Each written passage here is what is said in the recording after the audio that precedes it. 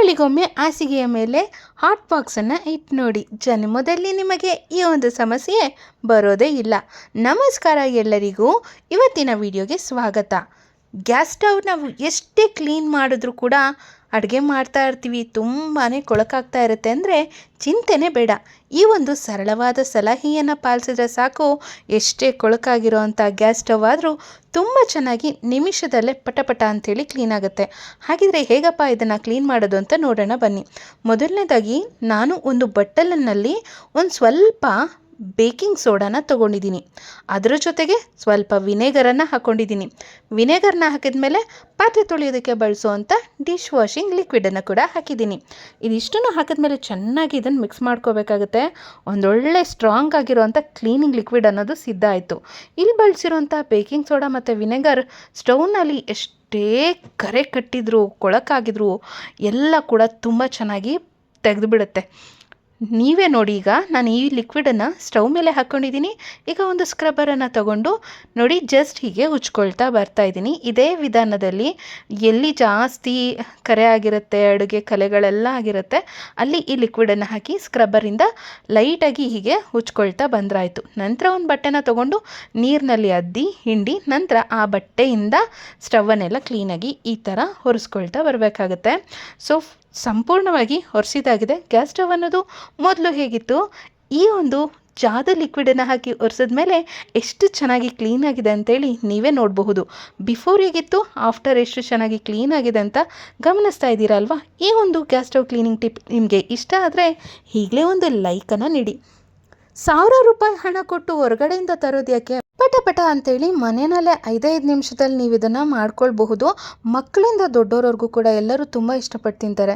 ಮೊದಲನೇದಾಗಿ ನೋಡಿ, ಒಂದು ಬಾಣಲೆಯನ್ನು ಕಾಯೋದಕ್ಕೆ ಅಂತೇಳಿ ಇಡಬೇಕು. ಇವಾಗ 1 ಲೋಟ ಆಗೋಷ್ಟು ನೀರನ್ನು ಹಾಕ್ಕೊಂಡಿದ್ದೀನಿ. ಅದಕ್ಕೆ ಚಿಕ್ಕ ಕಪ್ಪಲ್ಲಿ 1 ಕಪ್ ಆಗೋಷ್ಟು ಸಕ್ಕರೆಯನ್ನು ಹಾಕ್ಕೊಂಡಿದ್ದೀನಿ. ಸಕ್ಕರೆನ ಹಾಕಿದ್ಮೇಲೆ ಸಕ್ಕರೆ ಕರಗಬೇಕಾಗುತ್ತೆ. ಈ ರೀತಿ ಕುದಿ ಬಂದರೆ ಸಾಕು, ಪಾಕ ತೆಗಿಬೇಕು ಆ ಥರ ಎಲ್ಲ ಏನಿಲ್ಲ. ಇವಾಗ ಇದ್ರ ಜೊತೆಗೆ ಸ್ವಲ್ಪ ಕೊಕೋ ಪೌಡರ್ನ ಹಾಕಿದ್ದೀನಿ. ಈ ಕೊಕೋ ಪೌಡರ್ನ ಹಾಕಿದ್ಮೇಲೆ ನೋಡಿ ಇದನ್ನು ಚೆನ್ನಾಗಿ ಮಿಕ್ಸ್ ಮಾಡಬೇಕು. ಗಂಟುಗಳು ಇಲ್ಲದೆ ಇರೋ ರೀತಿ ಇದನ್ನು ಚೆನ್ನಾಗಿ ಮಿಕ್ಸ್ ಮಾಡ್ಕೋಬೇಕಾಗುತ್ತೆ. ಒಂದು 5 ನಿಮಿಷಗಳ ಕಾಲ ಇದನ್ನು ಮಿಕ್ಸ್ ಮಾಡ್ತಾ ಇದ್ರೆ ನೋಡಿ ಈ ರೀತಿ ಇದು ಗಟ್ಟಿ ಆಗ್ತಾ ಬರುತ್ತೆ. ತುಂಬ ಗಟ್ಟಿ ಆಗಬೇಕು ಅಂತ ಏನಿಲ್ಲ. ನೋಡಿ ಈಗ ಇದ್ರ ಜೊತೆಗೆ 2 ಚಿಟಿಕೆ ಆಗೋಷ್ಟು ಉಪ್ಪನ್ನು ಹಾಕ್ಕೊಳ್ತಾ ಇದ್ದೀನಿ. ಉಪ್ಪನ್ನು ಹಾಕಿದ್ಮೇಲೆ ಚೆನ್ನಾಗಿ ಮತ್ತೊಂದು ಸತಿ ಮಿಕ್ಸ್ ಮಾಡಿ ಸಣ್ಣ ಉರಿನಲ್ಲಿ ಇದನ್ನು 1-2 ನಿಮಿಷಗಳ ಕಾಲ ಇದನ್ನು ಚೆನ್ನಾಗಿ ಬೇಯಿಸ್ಕೋಬೇಕಾಗುತ್ತೆ. ಕನ್ಸಿಸ್ಟೆನ್ಸಿ ಅನ್ನೋದು ನಿಮ್ಮ ಜೊತೆಗೆ ಶೇರ್ ಮಾಡಿ ತೋರಿಸ್ತೀನಿ ನೋಡಿ. ಒಂದು ರೀತಿ ಸಿರಪ್ ಬರುತ್ತಲ್ವಾ, ಸಿರಪ್ ರೀತಿ ಕನ್ಸಿಸ್ಟೆನ್ಸಿ ಬಂದರೆ ಸಾಕಾಗುತ್ತೆ. 2 ನಿಮಿಷಗಳ ಕಾಲ ಲೋ ಫ್ಲೇಮ್ನಲ್ಲಿ ಬಿಸಿ ಮಾಡಿಕೊಂಡ್ರೆ ಸಾಕು. ಕನ್ಸಿಸ್ಟೆನ್ಸಿ ಅನ್ನೋದು ಈ ರೀತಿ ಗಟ್ಟಿ ಆಗ್ತಾ ಬರುತ್ತೆ. ಹಾಟ್ ಚಾಕ್ಲೇಟ್ ಸಿರಪ್ ಅನ್ನೋದು ಸಿದ್ಧ ಆಗಿದೆ ನೋಡಿ. ಹೊರಗಡೆಯಿಂದೆಲ್ಲ ಈ ಚಾಕ್ಲೇಟ್ ಸಿರಪನ್ನೆಲ್ಲ ಪರ್ಚೇಸ್ ಮಾಡಬೇಕು ಅಂತಂದರೆ ತುಂಬಾ ಕಾಸ್ಟ್ಲಿ ಆಗುತ್ತೆ. ಕೆಲವೊಂದು ಸ್ವೀಟ್, ಕೆಲವೊಂದು ರೆಸಿಪೀಸ್ ಮಾಡಬೇಕಾದ್ರೆ ಈ ಚಾಕ್ಲೇಟ್ ಸಿರಪ್ ತುಂಬಾ ಮುಖ್ಯ ಆಗುತ್ತೆ.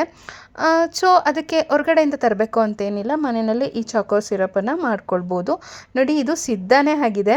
ಒಂದು ಸ್ವಲ್ಪ ಕನ್ಸಿಸ್ಟೆನ್ಸಿ ಸಿರಪ್ ರೀತಿ ಬಂದರೆ ಸಾಕು. ಸ್ಟವನ್ನು ಆಫ್ ಮಾಡಿ ಇದನ್ನು ಒಂದು ಬಾಟ್ಲಲ್ಲಿ ಹಾಕಿ ಸ್ಟೋರ್ ಮಾಡಿ ಕೂಡ ಇಟ್ಕೊಳ್ಬಹುದು. ಆರಿದ ನಂತರ ಬ್ರೆಡ್ ಮೇಲೆ ಹಾಕ್ಕೊಂಡು ತಿಂತಾರೆ ಎಷ್ಟು ಚೆನ್ನಾಗಿರುತ್ತೆ ಅಂದರೆ ಈ ಚಾಕೋ ಸಿರಪ್ಪು ತುಂಬಾ ಚೆನ್ನಾಗಿರುತ್ತೆ. ಮಕ್ಕಳಿಂದ ದೊಡ್ಡೋರವರೆಗೂ ತುಂಬ ಇಷ್ಟಪಟ್ಟು ತಿಂತಾರೆ. ನೀವು ಮಾಡ್ತಿದ್ದಾಗೆ ನೋಡೋದಕ್ಕೆ ಕೆಮ್ಮಿಯಾಗಿರುತ್ತೆ, ಒಳ್ಳೆ ಘಮ ಕೂಡ ಬರ್ತಾ ಇರುತ್ತೆ. ಮತ್ತು ಇದಕ್ಕೆ ಹೆಚ್ಚು ಹಣ ಕೂಡ ಖರ್ಚಾಗಲ್ಲ. ಹೊರಗಡೆ ಎಲ್ಲ ಈ ಚಾಕೋ ಸಿರಪನ್ನು ತೊಗೋಬೇಕು ಅಂತಂದರೆ ತುಂಬಾ ಜಾಸ್ತಿ ಆಗುತ್ತೆ. ಅದ್ರ ಬದಲಿಗೆ ಮನೆಯಲ್ಲೇ ಈ ರೀತಿ ಪಟ್ಟ ಅಂತೇಳಿ ಚಾಕ್ಲೇಟ್ ಸಿರಪನ್ನು ಮಾಡ್ಕೊಳ್ಳಿ. ಈ ಒಂದು ವಿಡಿಯೋ ಇಷ್ಟ ಆದರೆ ಲೈಕ್ ಕೊಟ್ಟು ಶೇರ್ ಮಾಡಿ. ಮುಂದಿನ ಟಿಪ್ಪನ್ನು ನೋಡೋಣ ಬನ್ನಿ. ನಾನಿಲ್ಲಿ ಒಂದು ಬೌಲನ್ನು ತೊಗೊಂಡಿದ್ದೀನಿ. ಅದಕ್ಕೆ ಸ್ವಲ್ಪ ವ್ಯಾಸ್ಲಿನ್ ಹಾಕ್ಕೊಳ್ತಾ ಇದ್ದೀನಿ. ಈಗ ಅದ್ರ ಜೊತೆಗೆ ಅರ್ಧ ಸ್ಪೂನ್ ಆಗೋಷ್ಟು ಕೊಬ್ಬರಿ ಎಣ್ಣೆಯನ್ನು ಹಾಕ್ಕೊಳ್ತಾ ಇದ್ದೀನಿ. ಕೊಬ್ಬರಿ ಎಣ್ಣೆನ ಹಾಕಿದ ಮೇಲೆ ಇವಾಗ ಅದೇ ಪ್ರಮಾಣದಲ್ಲಿ ಅರ್ಧ ಸ್ಪೂನ್ ಕೊಬ್ಬರಿ ಎಣ್ಣೆ ಹಾಕಿದರೆ ಅರ್ಧ ಸ್ಪೂನ್ ಆಗೋಷ್ಟು ನಿಂಬೆಹಣ್ಣಿನ ರಸವನ್ನು ಹಾಕೋಬೇಕಾಗತ್ತೆ. ಕೊಬ್ಬರಿ ಎಣ್ಣೆ, ನಿಂಬೆ ರಸ, ವ್ಯಾಸ್ಲಿನ್ 3 ಹಾಕಿದ್ಮೇಲೆ ಇದನ್ನು ಚೆನ್ನಾಗಿ ಮಿಕ್ಸ್ ಮಾಡ್ಕೋಬೇಕಾಗುತ್ತೆ. ನೋಡಿ ಇದನ್ನು ಮಿಕ್ಸ್ ಮಾಡ್ತಾ ಒಂದು ರೀತಿ ಕ್ರೀಮ್ ಥರ ಇದು ಸಿದ್ಧ ಆಗುತ್ತೆ. ಈ ಒಂದು ಕ್ರೀಮನ್ನು ನೀವು ರೆಡಿ ಮಾಡಿಕೊಂಡು ಒಂದು ಡಬ್ಬಿನಲ್ಲಿ ಹಾಕಿ ಫ್ರಿಜ್ಜಲ್ಲಿ ವಾರದಿಂದ 15 ದಿನಗಳವರೆಗೂ ಕೂಡ ಆರಾಮಾಗಿ ಇಟ್ಕೊಂಡು ಬಳಸ್ಬೋದು. ಇಮ್ಮಡಿ ಒಡೆದಿದೆ, ಏನು ಹಚ್ಚಿದ್ರೂ ಕೂಡ ಸರಿ ಆಗ್ತಾ ಇಲ್ಲ, ಪಾದ ತುಂಬ ಹಾಳಾಗಿದೆ ಅನ್ನೋರು ಈ ಒಂದು ಕ್ರೀಮನ್ನು ಸಿದ್ಧ ಮಾಡಿಕೊಂಡು ಪಾದಕ್ಕೆ ರಾತ್ರಿ ಮಲಗೋದಕ್ಕಿಂತ ಮೊದಲು ಇದನ್ನು ಹಚ್ಚಿ ಚೆನ್ನಾಗಿ ಮಸಾಜ್ ಮಾಡಿ ಒಂದೇ ಒಂದು ವಾರ ಈ ಒಂದು ಟಿಪ್ಪನ್ನು ಟ್ರೈ ಮಾಡಿ. ಒಂದೇ ಒಂದು ವಾರದಲ್ಲಿ ಒಡೆದಿರೋ ಅಂಥ ಪಾದ ಸರಿಯಾಗುತ್ತೆ, ತುಂಬಾ ಮೃದು ಆಗುತ್ತೆ. ಮುಂದಿನ ಟಿಪ್, ಬೇಸಿಗೆ ಫ್ಯಾನ್ ಹಾಕಿದರೂ ಕೂಡ ತುಂಬಾ ಹೀಟು, ಹಾಗಂತೇಳಿ ಎ ಸಿ ಎಲ್ಲ ಬಳಸಿದ್ರೆ ತುಂಬಾ ಕರೆಂಟ್ ಬಿಲ್ ಬರುತ್ತೆ ಅಂತ ಚಿಂತೆ ಮಾಡೋಕ್ಕೆ ಹೋಗಬೇಡಿ. ಈ ಒಂದು ಟಿಪ್ಪನ್ನು ಫಾಲೋ ಮಾಡಿ, ತುಂಬಾ ಒಳ್ಳೆ ರಿಸಲ್ಟ್ ಬರುತ್ತೆ. ಮೊದಲನೇದಾಗಿ ಒಂದು ಬಕೆಟ್ ಅಥವಾ ಬೇಷನ್ನಲ್ಲಿ ನೀರನ್ನು ತಗೋಬೇಕಾಗತ್ತೆ.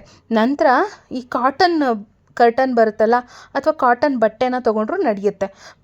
ಒಂದು ಸ್ವಲ್ಪ ಮಂದವಾಗಿರೋದೇ ತೊಗೊಳ್ಳಿ, ತುಂಬ ಮಂದ ಬೇಡ, ಮೀಡಿಯಮ್ ಆಗಿ ಈ ರೀತಿ ಇದ್ದರೆ ಸಾಕಾಗುತ್ತೆ. ಕಾಟನ್ ಬಟ್ಟೆನ ತೊಗೊಂಡು ನೀರಿನಲ್ಲಿ ಅದ್ದಿ ಸ್ವಲ್ಪ ನೀರು ಮುಕ್ಕಾಲು ಭಾಗ ಹೋಗೋಷ್ಟು ಹಿಂಡ್ಕೋಬೇಕಾಗತ್ತೆ. ನಂತರ ಇದನ್ನು ರೂಮ್ನಲ್ಲಿ ಅಥವಾ ಹಾಲ್ನಲ್ಲೇ ಆಗಲಿ ಕಿಟಕಿ ಸ್ಕ್ರೀನ್ ಹತ್ರ ಈ ರೀತಿ ಹಾಕಿಬಿಡಿ. ಈ ಥರ ಹಾಕೋದ್ರಿಂದ ರೂಮ್ನಲ್ಲಿ ಅಥವಾ ಹಾಲ್ನಲ್ಲಿ ಇರುವಂಥ ಹಬೆನೆಲ್ಲ ಇದು ಹೀರ್ಕೊಳ್ಳುತ್ತೆ, ವಾತಾವರಣನ ತಂಪಾಗಿಸುತ್ತೆ.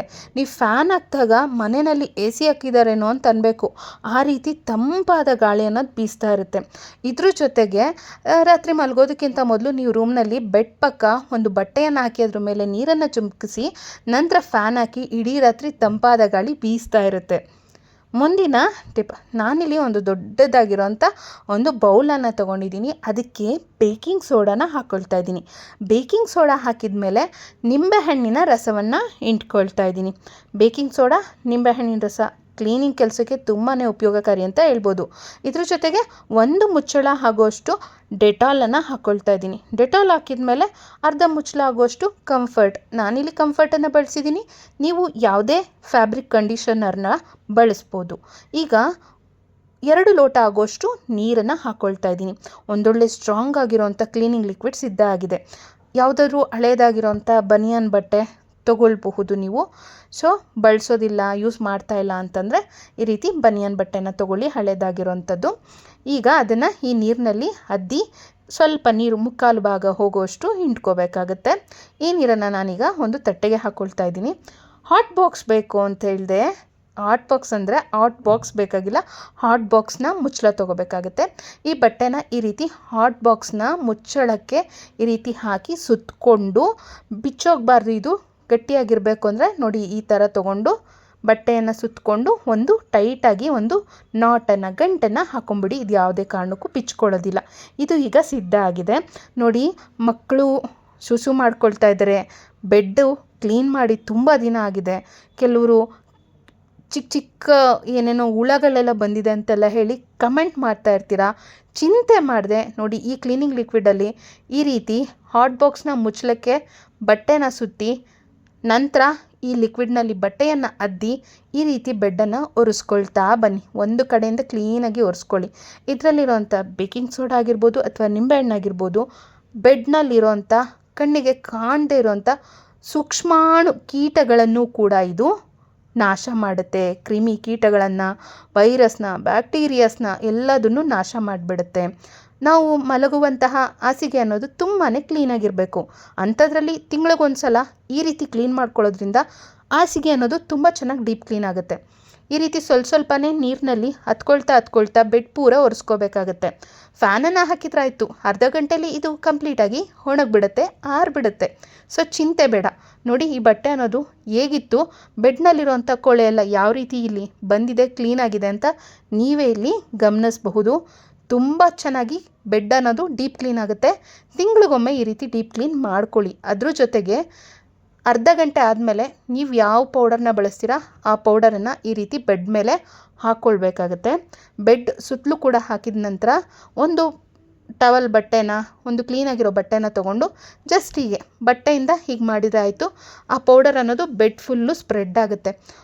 ಕೇಳ್ತಾರೆ ನಿಮ್ಮ ಮನೆಯಲ್ಲಿ, ಹೇಗೆ ಕ್ಲೀನ್ ಮಾಡಿದ್ದೀರಾ ಇವತ್ತು, ಹಾಸಿಗೆ ಇಷ್ಟೊಂದು ಚೆನ್ನಾಗಿದೆ ಅಂತೇಳಿ. ನಿದ್ರೆ ಕೂಡ ಚೆನ್ನಾಗಿ ಬರುತ್ತೆ, ಘಮ ಘಮ ಘಮ ಅಂತಿರುತ್ತೆ. ಮಕ್ಕಳು ಸೂಸು ಮಾಡ್ಕೊತಾರೆ, ಹೇಗಪ್ಪ ಡೀಪ್ ಕ್ಲೀನ್ ಮಾಡೋದು ಅಂತ ಅನ್ನೋರಿಗೆ ಈ ವಿಡಿಯೋನ ತಪ್ಪದೆ ಶೇರನ್ನು ಮಾಡಿ.